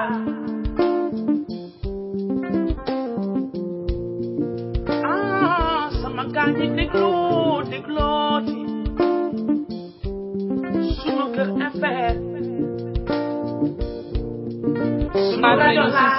FM si suñu waxtaan si immigration ñu am suñu gan bu nga xam ne moom la ñu àndal di def waxtaan bi ñu koy wax Ben Cheikh Fall nekk ancien président de l'association sénégalaise bu Los Angeles ñuy waxtaan ak Ben si affaire immigration tey si affaire Libye bi si affaire Arabie Saoudite si affaire lépp la nga xam ne immigration la moo xam Italie la moo xam Amérique la vraiment parce que am na si ay xam-xam yoo xamante ne mën nañu share ay idéem pour gën a yee xale yi. beneen question bi nga xam ne moom laa bëgg laaj la ko mooy ñun comme ni ñuy def nii rek foo toll fi mu nekk nii si médias yi ñun ñaa ngi wax mais quelles sont les solutions parce que aussi bu fekkente ne dañuy wax rek les problèmes di wax les problèmes si suuf am na ñi nga xam ne ñu ngi nekk suuf di def li ñuy def mooy li ñu andil tey ñii rek mooy wax ju bari te duñu booloo pour liggéey pour dimbali xale yi nga xam ne ñoo nekk Sénégal pour def te foofu aussi si waxtaan bi si laay woowi jigéeni Sénégal bu ngeen di gis lii ni muy demee seen doom yi di dem bu ma ne seen doom yi képp kuy jigéen di jur rek xale boo gis rek sa doom la xale yi di jël gaal yi di dem xale yi di dem ba lii tey jii am problème bi am mais te terewul Sénégal nit ñaa ngi def seen i xew nu mu gën a xumbe nit ñaa ngi dem si Sorano ba di def seen i xaw ma gala night xaw ma la tudd hôpital ba ña fa tëdd amuñu garab yu ñu lekk dama ne nañu delloowaat suñu bopp gannaaw nañu xoolaat li ñuy def yàlla suñu borom bi mu ngi toog duñu seetaan yàlla soxorul bonul te yàlla du mas a seetaan jaamam mais li ñuy def ni yëpp ay conséquences la il faut que ñu discipliner il faut que ñu xool lan mooy li am importance ci dëkk ñu koy def il faut ñu prioritize right xaw ma nu ma koy waxee ci français lan moo am importance est-ce que ñi tëdd feebar ci hôpital yi am nañu ay garab lan mooy suñu priorité ñun waa Sénégal mais dañuy jël problème yi coiffé leen waxtaan ci sànni leen fële bu subaa yaa ngay préparer sa xew def sa ab 1 million def sa ab 2 millions fekk yaa ngi am dëkkandoo boo xam ne mu nga amee cancer amul ordonnance bu mu fajoo mbaa amul lu mu defoo chimiothérapie ngay nañ leen dolloowaat suñu bopp bépp problème bu ñu am ñun ñoo ko teg suñu bopp yàlla tegul kenn dara lépp lu ñu am ci Sénégal right now mooy li ñu mérité parce que dañu toog passif defuñu dara jëluñu action booloo ñu dimbalintewuñu suñu biir dëkk yërmande dafa am solo nañ leen dimbalinte suñu biir nañ leen toogaat waxtaan baakaat mënoo yore sa Mercedes bu tooy xib yore sa ay millions di romb ay xale taalibe ay doomu aadama xamoo sax fu ñu jógee am na ñoo xam ne sax dégguñu wolof mais ay mbindeef lañu ay doomu aadama lañu nga di leen romb à 100 di dem sa yoon it's like you don't care te loolu li ñu am nii yépp foofu la jógee si nit ñi ñu ñàkk xam lan mooy priorité bi lan mooy yóbbu suñu Sénégal kanam léegi nag benn solution yi bu dee dëkk bi ni mu jaxasoowee nii problème yi bari na foo toll foo nekk problème am na fa boo ne éducation yaa ngi problème boo ne santé ñu ne problème loo mënti wax ñu ne problème am na fa te pourtant suñu dëkk pauvre mais loolu ci source yi la le fait que duñu jox importance li ñu war a jox importance mais léegi fi mu nekk nii yow ak fi nga jaar yëpp ak politique bi ngay def fi nga jaar yëpp ak li ngay def fii ci Los Angeles mu nekk lu positif ci communauté bi yenn saa yi da ngay toog di xalaat ci problème mu Sénégal mu ñor la lan en tant que leader lan nga xalaat ne is part of the solution lan nga xam ne xalaat ne mën nañ ko def loo xam ne mën na dimbali jaboot yi nekk Sénégal ba xale yi duñu duggati ci ay problème yu mel nii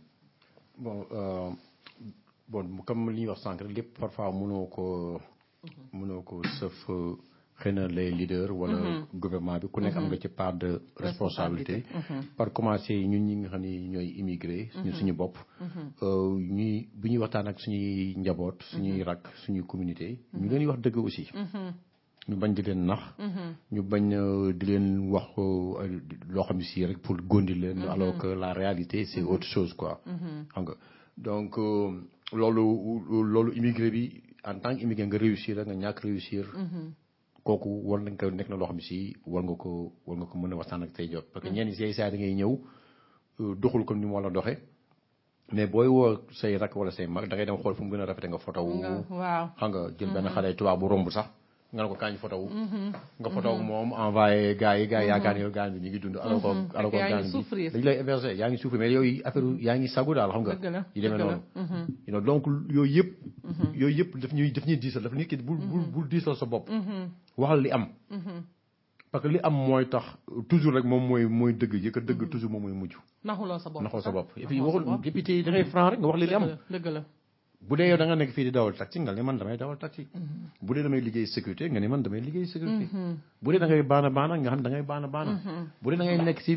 koñ bi di jël xale yi di comment dire di babysitter wala ngay doxantu ay xaj ñu lay fay waxal ni ngay def yaa ngi ci daan sa doole dëgg la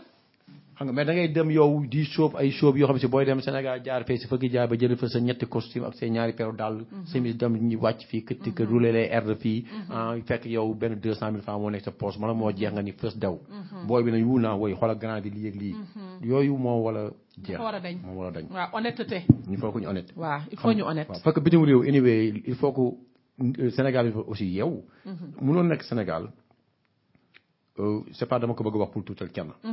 mais nga nekk Sénégal par exemple defoo dara amoo benn métier léegi nga xëy suba rek dem di Europe léegi nga am say imagination non tu ma demee Europe. xam nga mais la plupart la question que booy yi bëri duñ ci posé wu mooy ñoom dañuy xool merveille la ñuy xalaat. dinaa am xaalis dinaa def lii xëy na ma am jabar tubaab dinaa def lii mais nan ngay amee xaalis boobu donc ban liggéey nga fa mën a def. yow liggéey boo amul Sénégal yi nan nga yaakaar mën nga dem ba Europe. wala bitim réew am fa liggéey boobu. que yow Sénégal yow sa bopp yow amoo métier. léegi loolu mooy tax ma dellu si waat ci pour ni am métier wóor parce que boo dee maçon nga wala menuisier wala mécanicien nga wala dara nga mën nga ni sax man lii laa. xëy na du ñàkk am ku ñëw xëy na day yàgg rek mais tôt ou tard da nga gis ku la jox. nga mën mais bu dee yow mënoo dara yow lu dul bëgg ak fooy rek. les 4.4 cardinaux jeex na nga yaakaar ne loolu moo mën a tax nga dem. bitim réew boo ñëwee bitim réew da nga fekk ay doomu tubaab yoo xam ne si fa la ñu juddoo native. mosu ñoo xam li Afrique. yore diplôme yoo xam ne si yow amoo ko. ma pare toog amuñu liggéey. que tubaab du bàyyi doomam. jox nit ku ñuul. déedéet yombul de. yombul wala boobu pour mu maanaam opportunité bi ngay mën a am. pour mu mën laa bàyyi. mu mën laa jox bàyyi doomam loolu mi ngi mel ne nga gagné loterie rek. chance yooyu du benn Sénégal yi ñoo koy am. sur milliers si ay 1 million d'immigrés boo def naa xëy na ñaar ñoo am chance boobu. ñi des ñëpp seen i débrouiller boobu moo leen ci mën a jënd. mais débrouiller boobu ñu bëri ñu mel ne ñun mënoon nañu ko def ñu fi sori ñëw. mais jamono yu toon genre petit job yooyu moo fi amatul. amatu fi amoon na fi mais amatu fi léegi moom la bëgg a expliquer. affaire électronique yeeg. computer yi moo yàq lépp. lépp fu ñaar nit doon taxaw di def li benn liggéey léegi benn machine lañ fay def. wala benn computer mooy ñëw nit ñi dañuy ñëw daal di. machine def li nga war a def machine bi def li muy def. donc loolu lépp day wàññi njariñ ñoom mi leen immigrants yi amuloon njariñ. ñu ngi leen doon bàyyi ñu ñëw sans problème. léegi saa yi sax ñu jox la këyit. parce que boobu tool yaa nga fa. boo ñëwee ñu wit loolu ay raisin wala mais soxlaatuñ la. parce que loolu lépp machine moo koy def. machine moom moo koy def. donc léegi mu mel ni solution bi mooy nga build sa dëkk bopp. sa réew bopp gëm sa bopp yàlla. gëm sa bopp dund sa foofu sa dëkk xam nga sànq da nga ni yàlla. jee yàlla noppi na. yàlla musul fàtte Sénégal. déedéet mënu ko sax. yàlla musul fàtte Sénégal ñun yàlla problème yi et puis yàlla wàcc na ak ñun parce que mel nañu ay borom xel ak ay borom xam-xam. ma pare suñu suuf si yàlla naatal ko am na lu fa génn loo xam si suñu dëkk bu ndaw boobu 14 millions d'habitants buñ ko gérer comme il le faut. mën naa wàcc ci yàlla doomu sénégalais mën naa bañ a dem ñu koy def libyen di ko def jàmm. dëgg la moom. loolu moom c'est sûr. am nañu inaf de. am nañu inaf boo xam ci mën nañ ko bu ñu ko tegee dugalee fi ñu ko war a dugal. gérer ko comme ni ñu ko war a gérer. man gëm naa ni doomu Sénégal kenn dootu ko def jàmm. wala dootul ay waaw boobu moom day nekk loo xam si dañ koy fàtte. mais il faut ñu investir si biir réew mi. investir si biir former booy yi si technologie moderne yi. créer emploi yoo xam ne si day ànd ak jamono. comme ça xale yi toog léegi parce que tubaab bi muy français bi japonais bi ñëpp ci yem. li ñuy yóbbu Chine di ko fa liggéeylu. li ñuy fay ouvrier chinois bi muy entre $300 ma $500 par mois. mooy entre 150 à 250 000 francs par weer. kooku Sénégal boo ko fay mu sant yàlla. du wax dara mais loolu mooy mel il faut nga former sa jeunesse. si métier yooyu ak technologie yooyu nga xam ne liggéey bi gars yi mën a def fële nga mën kaa def. boo demee Chine téléphone yi xale yi am ay 12 ans ñoo koy assemblé. man dem naa ma gis ko jaxatan. xale yu am ndaw ñooy assemblé téléphone yi bu gars yi defee pièces détachées mu ñëw fi ñu koy assemblé ay xale yu ndaw laa la wax expliqué ñoo koy def. 12 ans 10 ans ay xale yu ndaw. man mi ma ñëwee dugg ci hangar bi plus de 3000 xale fii mel na stade lépp hangar xale yëpp ku nekk toog ci table ñu tegal ay pexe booy di ñii mel na ay robot. waaw te pourtant loolu de am nañu ay xale yu ko def de. li ma la bëgg a wax mooy mais nag dañ la ciy formé même bu dee mag sax ñu formé la ci sax. ñu formé la ci maanaam dafa am ay liggéey yoo xam si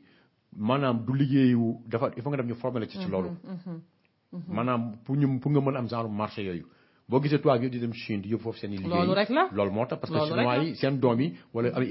maanaam manœuvre ba nga fa. dafay yomb ak que noom boo soxla mën nañ ko def si durée bu gàtt. dëgg la 100,000 pièces dañ la koy bindal sax si seen website. mais comme sànq li ma sànq si napp bi mais mënoo ñëw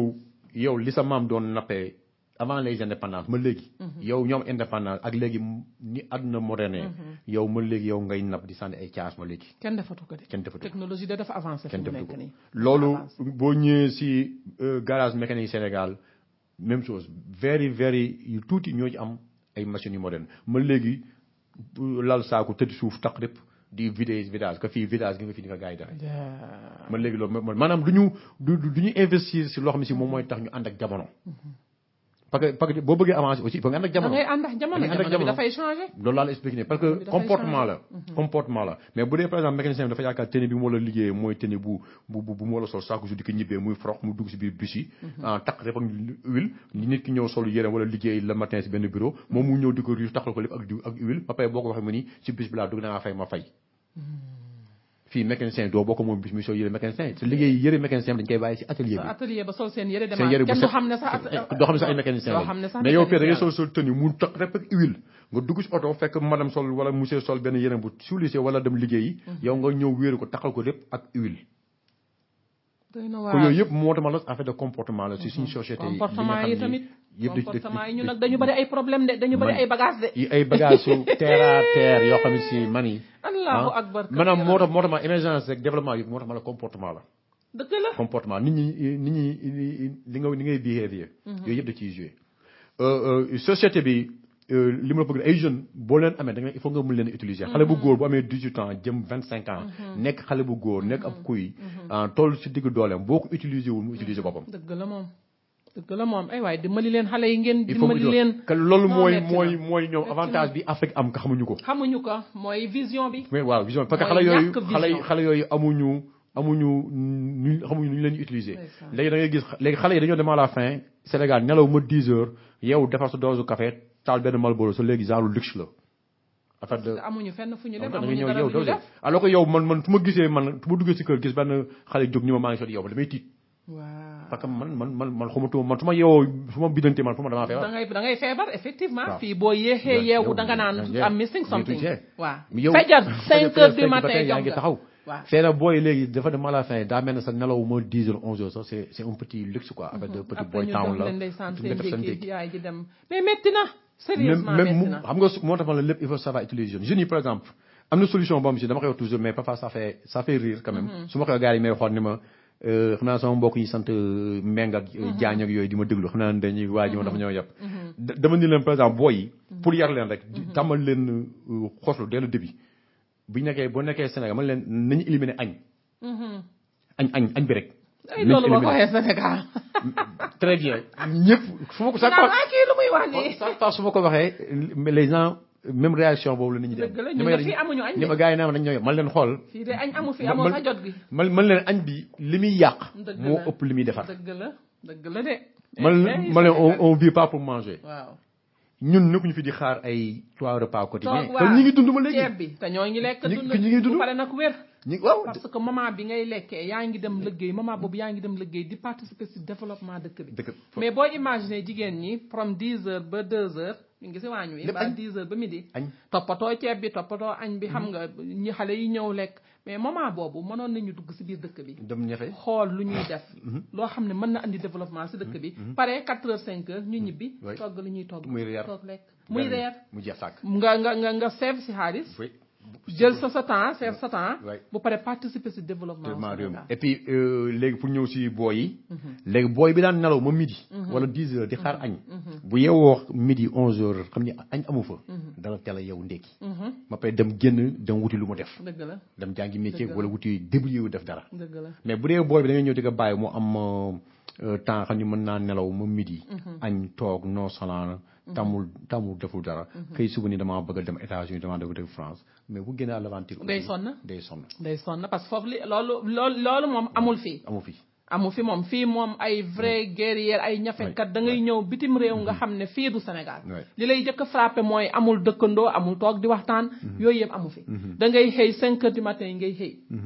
am na ñoo xam ne 4 heures du matin yeewu nañu yaa ngi ci xale yi yaa ngi ci école bi mais dëkk bi ça bouge mais dëkk bu dul bouger ñëpp a toog passive mais développement mënu fa am il faut ñu xalaataat il faut ñu xool kii yi nga doon wax noonu aada ye tradition ye culture ye mais jamono buy dox da ngay dox ànd ak moom sinon bés dina ñëw comme lu mel nii gis nga Sénégal dinañ dem ba loolu yëpp dina fa dañ mais est-ce que ñun ñoo koy dindee suñu bopp am situation oblige lay doon te bu dee situation oblige dina metti trop ci Sénégalais yi comme li ma wax rek kuy mi ngay yar daal bu màggee mooy yow lay jëkk mbëkk jeunesse bi ay xale yu góor lañu bu yoonu Libi bi comme que léegi jamono yi ñu ne lu tëj la bu booy toogee Sénégal wala ñu nekkoon Libi bu ñu ñibbisee ak dëkk bàyyi tubaab bi ni ñuy déporté Sénégalais yi mesure d'immigration yi gars yi jël si jamono yu toll nii loolu moo tax suñu réew ñu wala fonk suñu bopp fonk suñuy doom xam ni Sénégal yàlla fàttewuñu may nañu ay ressources yoo xam si am na dëkk yoo si mayu leen ko kon ñooñu ñu ngi avancé donc raison de plus li ñu yàlla may ak néew ñu téye ko gérer ko comme il le faut et puis suñu leaders yi ngeen fàtte ngeen ñi bàyyi ginnaaw suñu rakk yi suñu doom seen la population la jeunesse parce que ñooñu ñoo leen fal te ni ñu leen di fal dañoo am si yaakaar si yéen yaakaar ni wax yi ñu leen doon wax di leen ko dégg yéen bu ngeen fa toogee et puis ngeen nekkoon ñenn si ñoom sax nekkoon yéen ak ñoom si banc jaaxle bi si banc jaaxle bi toogoon foofu ak ñoom dëgg la xam nga donc yow boo daan toog si banc jaaxle bi bu la fa yàlla jëlee yow war ngaa tune nga gestu laay gor parce que immigré yi nekk bitim réew yëpp loolu la ñuy def immigré yi bëri dañoo wax ñi nga xam ne jom moo leen génnee bu ñu génnee lu ñu am ñi ngi koy jël di ko partagé di ko jàllawaat fàttewuñu seen i waajur fàttewuñu seen i mag fàttewuñu seen rek lu ñu mën a dimbali doo ñu ko dimbali ñeen ñi ko mën sax di dem sax may dépassé loolu sax di def si yeneen famille mbaa si yeneen xale wala si ay juma wala ay affaire wala yu demee noonu ñi ko mën ñu ngi koy def donc ñooñu mooy ñi nga xam ni fàttuwuñu seen ginnaaw ñooñu mën pour man ñooñu les vrais patriotes ñooñu les vrais patriotes li nga xam ne yow da ngaa dem jóge sa réew ak la la fa naqari la la fa neex yëpp bàyyi sa mbokk say njaboot nga daw wuti bitim réew dem la la fa yàlla may as néew nga koy jël di ko delluwaat sa réew yaa ngi weer seen yoon chaque weer yaa ngi weer seen yoon yaa ngi fexe ku feebar nga faj ku wala jàngi nga fay mu jàngi ku feebar nga jënd ordonnance dépense bu manqué nga kii te xamuñu noo koy amee xamuñu noo koy defee xamuñu kañ ngay xëy xamuñu looy daj moo tax képp ku immigré jox xaalis nekk jërëjëf bul xeeb ndax xamuloo nan lañ koy amee metti na dañuy xëy bàyyi sa njaboot bu guddi ndax rek mën a yónnee te boo xesee ba yónnee xaalis bi Sénégal day mel ni dañ la wàccee coono bi yëpp parce que loolu mission boo xam ne si chaque weer mi ngi lay xaar tant que accomplir ko yow da ngay toujours yow day yaakaar ne am na lu des am na lu des donc pour man ñooñu ñooy les vrais patriotes mais ñu toog si nga xam ne ñoo nekkoon opportunité wala nekk si position bi nga xam ne ñoom ñoo wala gestu population bi parce que loolu moo tax ñu fal leen dëgg la loolu moo tax ñu fal leen xam nga peuple bi moo leen fal pour ñoom ñoo defar peuple bi ok jërëjëf dëgg la jërëjëf Ben jërëjëf thank you so much ñoo ngi dugal raa bi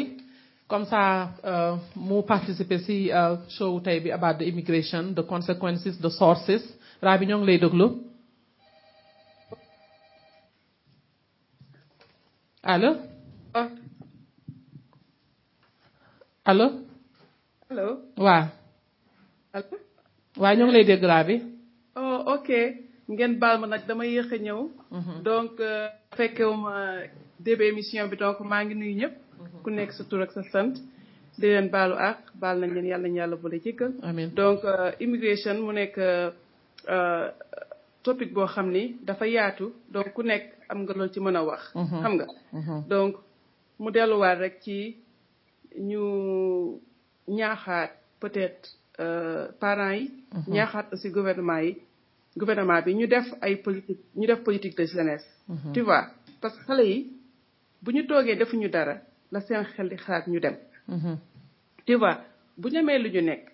duñu seen xel du xalaat génn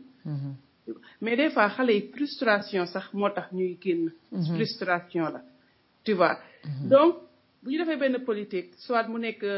comme ni ma waxoon rek defe naa waxoon naa ko ci show bale passé ak benn donc bu ñu defee par exemple ay vocational school def ay technical school xale yi ñi nga xam ne mënuñu dem jàngi ñu dem jàngi école ñu dem jàngi métier parce que métier dina indi dara daal moom mooy doxal réew d'ailleurs métier mooy doxal réew menuisier mécanicien plombier électricien ñooy doxal réew parce que boo xoolee par exemple léegi Sénégal par exemple nga xool suñu cordonniers yi daal yi ñuy defar di ko def au niveau du Sénégal di ko exporter donc liggéeyu loxo moom moo yor réew donc focus bi foofu la na nekk bu ñu bëggee wax problème immigration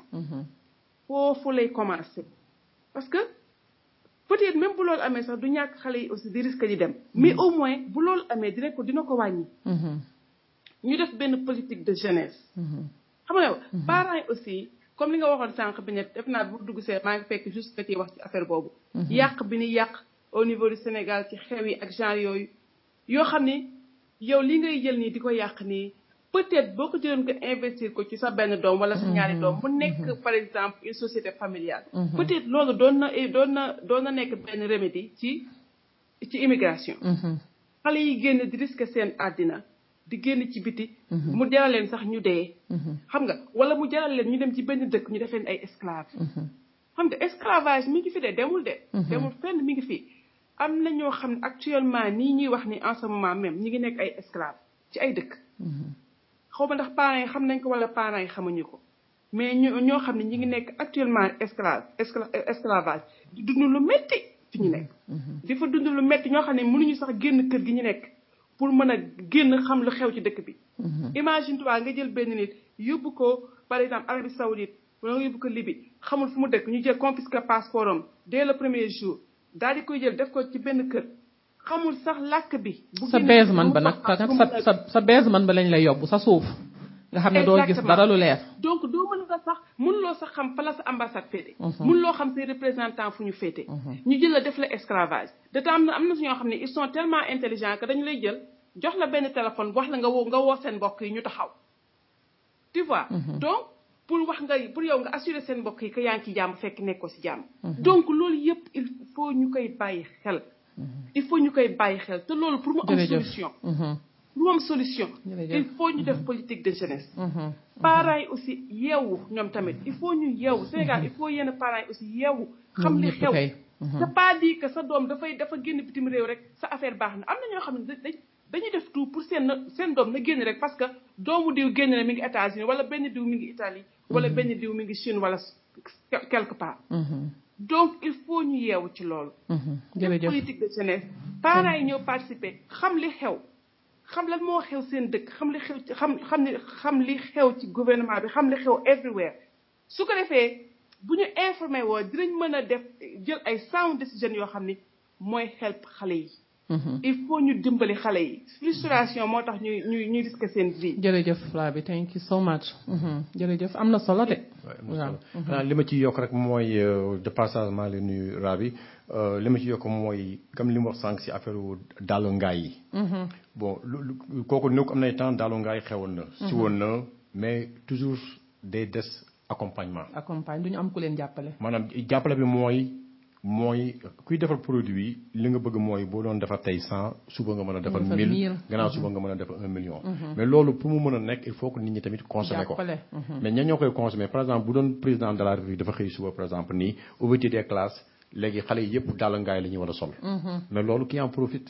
xanaa bu sénégalais bi di kii waaw léegi su boobaa léegi dàll yi da la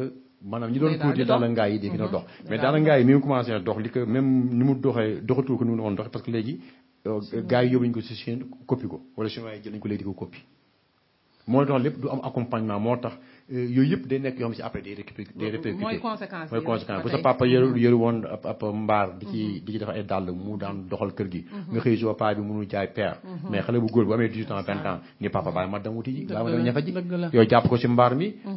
te mère ak xale yu ndaw yi man maa ngi dem man ma dem te nag fu ñu mën a dem pour dimbali seen waajur rek ñoo ay gor billaahi waa Sénégal ñooy ay gor fu ñu mën a dem pour dimbali seen waajur dinañ ko def yal na yàlla jàppale leen yal na leen yàlla jàppale la jeunesse sénégalaise wante ñaan yi ñuy toog di ko ñaan di toog di xaar yàlla nekkatuñu si jooju jamono nañ leen jog def suñuy groupement si biir Sénégal groupement yooyu di liggéey ak groupement yi ñu créé si biir bitim réew affaire bi il faut ñu jël action teg xaalis lu amul xaalis du dem xaalis mooy jënd ñu def groupement au niveau du Sénégal communauté yooyu liggéey ak communauté yi nekk Amérique ñu commencé di xool one by one naka la ñuy créer yooyu manufacture mais mën nañ ko créer jigéen ñi li ñuy yàq ci xaalis mais loolu mën nañ ko jël def ay manufacture yu ndaw booy employé 6 personnes keneen employé 5 keneen employé 6 mais loolu di grow te bu pare nag bu ñu fàtte ne sénégalais yi jënd leen marchandise u sénégalais yi sénégalais dee leen investir ci seen dëkk ngeen consommer sénégalais bàyyi sénégalais jënd leen sénégalais la ngeen di jënd sa yeneen nit ñi nga xam ne ñoo nekk Sénégal loolu du dugg Sénégal du fa des sa seen dëkk lay dem ñoom ñuy gën a defar seen dëkk li xale bu góor bi defar Sénégal di ko jaay defar leen ko te ñi nga xam ne ñooy defar ñu defar lu baax mënuloo ñëw jël marchandise boo xam ne ku ko utiliser benn fan mu yàqu nga bëgg nit ñi jënd ci yow ku ci nekk dafa am lu la war mooy li may wax yenn saa yi rek ma ne dañoo réer te réer bi mooy dañoo bàyyi yoonu yàlla ndax yoonu yàlla boo ko bàyyee rek foog nga gis conséquences yi ñuy gis yëpp loolu rek la mais bu ku nekk tegee yàlla suñu borom bi ci sa kanam def te yàlla tax wax te yàlla tax dimbali keneen te yàlla tax mais dinañu am yoon mais bu ñu bàyyee yàlla mu toog di ñu seetaan te problème yi yëpp nag les solutions mu ngi ci alxuraan bi boo ko liirul tamit boo toogee nga dëglu yàlla suñu borom bi mu ngi ñuy reveal ay affaire every single time mais amuñu sax jotu dëglu boo jógee foofu nga wax suñuy chef religieux am nañu part de responsabilité Sénégal ku nekk da nga am part de responsabilité li nga xam ne moo xew Sénégal mais defal sa devoir ñu wax nit ñi dëgg wax leen li nga xam ne moo am wax leen li nga xam ne mooy développé dëgg mais bu ñu bëggee xëy chaque jour di waar nit ñi ci yàlla te ki ngay waar lekkul naanul doomam amul dara kooku yenn saa yi pour mu déglu la sax problème lay doon donc problème amee nañu wax ci problème bi am nañu problème mu développement xale yaa ngi génn di rey seen bopp jàng amatul Sénégal lekk amatu fa ñin ñi fajootuñu nous avons des problèmes nañ leen génn solution yi te solution mënul génne tant que booloo ñu liggéey manta nekk wax ji lu mu bari bu ñu booloowul toog bàyyi ñi mën a jiitu ñu jiitu soxlawloo di jiitu mais Sénégal ku ne bëgg nga jiitu ku ne bëgg nga ne man bu ma nekkul lii du ma bokk ki nga def de xamul dara nañ leen jiital ñi nga xam ne ñoom la ñu war a mën a jiital l'homme qu'il faut à la place qu'il faut loolu bu ñu ko amee problème yi dina wàññeeku benn ñu waaj la sa last mot si show bi comme ça ñu tëj show bi raa bi yow it nga wax sa last mot ñu tëj incha allah. waaw jërëjëf Binta encore une fois di naqaru li nga xam ne moo nekk topic si àdduna bi jamono yi muy suñu frère yi nga xam ni doomu nit ku ñuul yi ñuy def jàmm si Libi man yaakaaruma sama life sama àdduna dinaa dund may gis nit ku ñuul fi nga koy jaayee mu nekk loo xam si naqari na ma fu naqar di yam loolu foofu la ma naqaree mënuma ko sax exprimer metti na mënuma ko sax exprimer metti na trop donc mu wane suñu bopp encore ñun ni ñuy xeebee suñu bopp que ñi ñu waroon a jiite wala ñoo représenté partout dans le monde nga xam ni ñoom ñoo njëkk a wàccee seen bopp moo lii di mën a am donc mu nekk loo xam ne si daal lii war na nekk loo xam ne si à partir de maintenant warul nekk ay waxi kese war a nekk warul nekk ay waxi kese lii xew si 2017 ñu nit ku ñuul ñu koy defaat jaam ak histoire esclavage fii si àdduna bi lim fi marqué mu nekk loo xam si ñëpp d'accord nañu c'était loo xam si wulutu am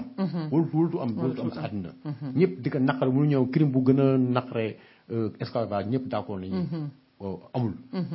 donc bu dañoo toog ma 2017 ñu loolu di amaat sous nos yeux ak li nit ñi ak kon tey ji Kwame Nkrumah Martin Luther King suñu maam yi ñoom la joor ak Alboury Ndiaye yi ñoo tey ñoom suñu toog di wax dëgg yàlla ñoom seen i doom jiite wuñu wax ñooñu seen i doom jiite wuñu parce que ñooñu bu doon seen i doom wala ñuy roy si ñoom ñoo jiite xëy na lii du ñu am muy màggal gi ñu passé nii muy suñu maam Cheikh Amadou Bamba ñoom ñëpp fu nekk jaar nañu fa tubaab bi xeex bi ñu xeex yëpp du loolu dara rek pour nit ku ñu mën a taxaw am freedom taxaw ak dignité tey na ñoom ñooñu seen i sët ak seen i sëtaal ñoo fi toog tey jëna lépp lu tubaab bi bëgg ñu yombal ko ñu yombal ko dañu am flag fayda yàlla ñun ñëpp la bëgg yàlla waxul tubaab laa gën a bëgg wala japonais laa bëgg yàlla doomu aadama la wax doomu aadama la wax donc ñun nañu fonk suñu boom fonk suñu doom fonk suñu réew que fu doomu Sénégal la nekk si Sénégal si àdduna bi sonn suñuy njiit nañ dem foofu ñu jëli leen nañ leen jëli suñu doom yi nekk Libi nañu dem jëli leen jël avion dem ba foofu jëli leen fa avion bi mu mënee jëli ay yóbbu ay équipe nationale fu nekk mën a yóbbu ay homme politique yom si fu nekk nañu dem jëli suñu doom yi ñu nekk ñu dem fay di def ay jaam c'est le minimum de le minimum la ñu leen laaj merci beaucoup jërëjëf conclusion bi am na solo Rabi waaw man comme li ma waxoon rek xam naa ne man sama conclusion du ci sax gudd noonu donc man plutôt man maa ngi wax ak parents yi pour ñu gën a pay attention ci xale yi parce que bu ñu pay attention ci xale yi rek foog naa lii ñu dal Libi ak yeneen dëkk yoo xam ne sax waxuñu ko loolu du ne loolu ñu mën ko arrêter tu vois gouvernement bi am nañ ci part parents yi aussi am nañ ci responsabilité nañ gën a def le réveil des consciences ñu gën a xam lan moo xew ci jamono il faut ñu génn outside of the box. ñu xam lu xew ci jamono. bu ñu xamee lu xew ci jamono en ce moment dañ mën a ut ay solution solution bi ci nekk moom mooy parents yi nañu yeewu xam li xew ci dëkk bi xam li xew ci àddina bi dañ gën a mën a orienter seen njaboot. gouvernement bi aussi def politique de jeunesse créer ay école yoo xam ne ay technical school yoo xam ne xale yi dañ ci mën a dem jàng métier ñi nga xam ne mënuñu avancer ci mënuñu arriver ci école bi ñu mën a arriver ci métier bi. loolu mooy doxal dëkk. loolu mooy arrêter immigration. loolu moom mooy solve problème. jërëjëf thank you so much Rabi suñu émission mu ngi ñëw ci fin bi ñun ñëpp dégg nañu conclusion bi Ben joxe nga xam ne mooy woon suñu guest ak Rabi suñu ko host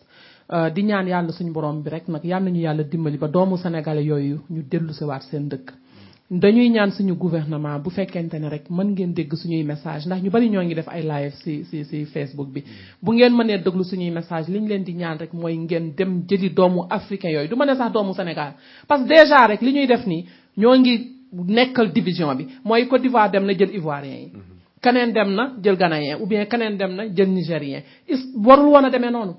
ñoom ñëpp dañu war a dem taxal doomu Afrique l'Afrique des fiers guerriers dans les savanes ancestrales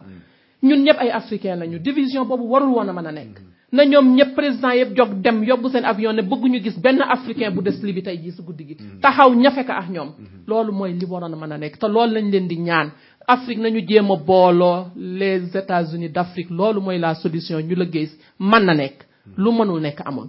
ñu ngi leen di gërëm di leen remercier suñuy xol jeex na metti nañu mais nag ba tey ñu jiital yàlla suñu borom bi rek di aussi jël ay action Sénégalais nañ leen commencé di wax at the same time ñu jël ay action di jàppalante di dimbali jërë ngeen jëf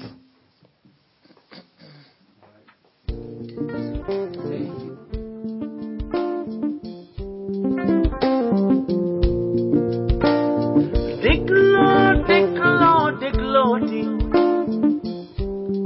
sunu kër FM seeni kër laa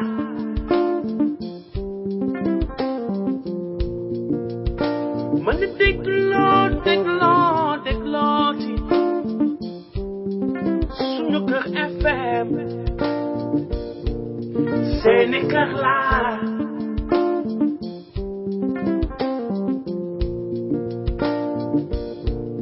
ñëpp di waxtaan ci Sénégal suñu réew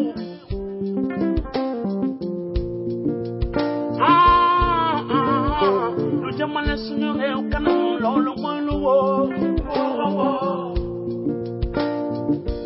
ñëpp joxe seen xalaat maam lu jëmale suñu réew ba suñu gaal gi moom du mës a suux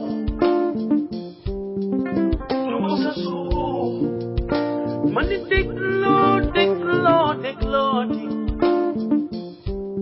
sunu kër FM seeni kër laa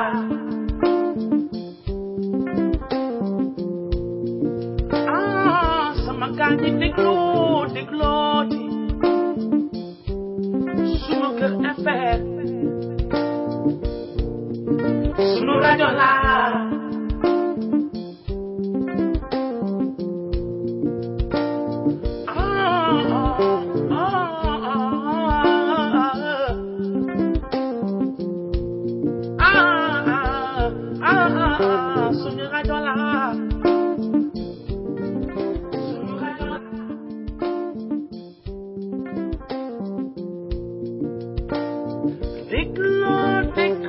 dégloo di sunu kër FM seeni kër laa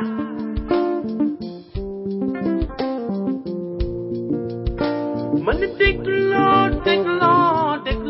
di sunu kër FM seeni kër laa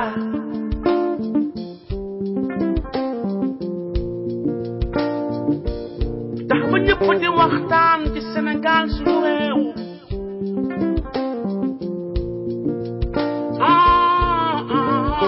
lu jëmale suñu réew kanam loolu mooy lu wóor ñëpp joxe